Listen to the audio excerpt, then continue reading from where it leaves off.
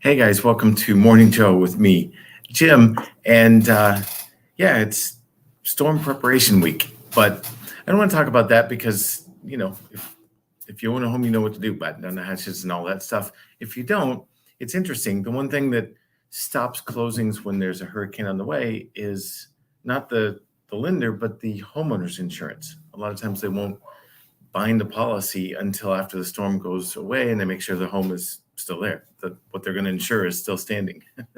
And so, if you have a closing coming up, well, beware of that.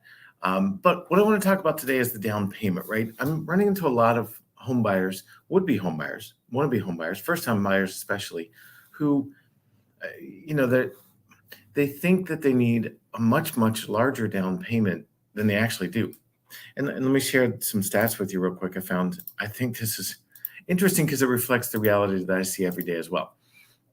And that is that today's median down payment is a lot lower than people think it is. So you can see the common misconception is you need 20% down payment.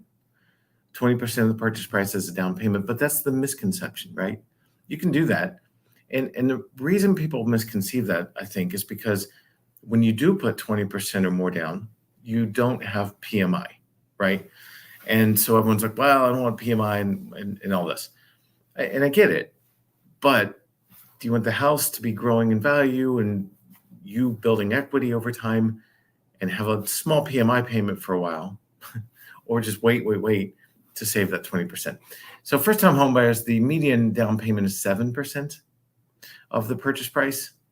Now, I'll talk about that in a second. And all home buyers, move-up buyers and like that is 13 is the median. So nowhere near 20. But one thing that you can do, and I'm having a lot of people very interested in this right now, is look at USDA, which is also called rural housing.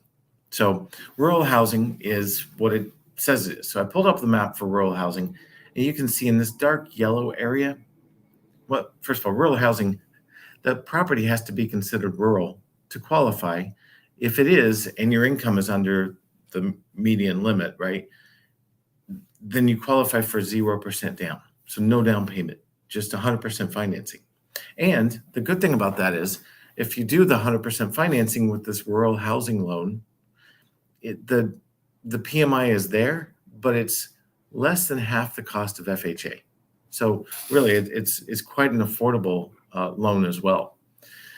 So this is the map, and if you're interested in this, just reach out and I can share it with you. We can look up an address. I can show you how to do that. But the dark yellow is an area that's not rural, right? So anything in Charleston, North Charleston, Goose Creek, most of Somerville, part of Somerville does qualify on the outskirts over by 61, but most of it does not qualify for USDA financing, right? Because it's not considered rural.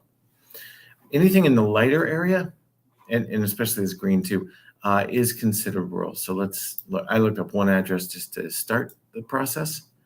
But look, there's a lot there. So if you're looking, on the outskirts of Somerville, up by Ridgeville, and want to be there, or even out by Walterboro is becoming more popular. Cottageville, stuff like that. Most everything there does qualify for USDA financing, and that's 100% financing, no down payment, etc. Now, again, there's income limits, but they vary by county and size of the household and things like that. So topic for another day, but it's easy to look up and figure out if you qualify or not, income-wise as well. So two things have to fit for USDA. One is the property has to be considered rural, and that's easy to look up and see. And the income has to be under the median limit, and I can show you how to look that up too. So I just wanted to share that because, again, especially with housing in the news right now with rising interest rates, and they have risen, and then home prices kind of trying to find their equilibrium here, right? They've run up, and now it's like, well, is that the new normal, or is somewhere below that the new? They're trying to find, buyers and sellers are just trying to come together and find an equilibrium. But that creates opportunity to buy if you're in the market for a home, because that finding equilibrium means a lot of times you can negotiate the seller pay closing costs. And if you do the USDA financing, 100% financing, and the seller pays closing costs, guess what? It's very easy to get into a home. So if I can help you with a pre-approval, it's a beautiful day today. It's a good day for a pre-approval. And why not start that before the storm and then after start looking for a home? So I'd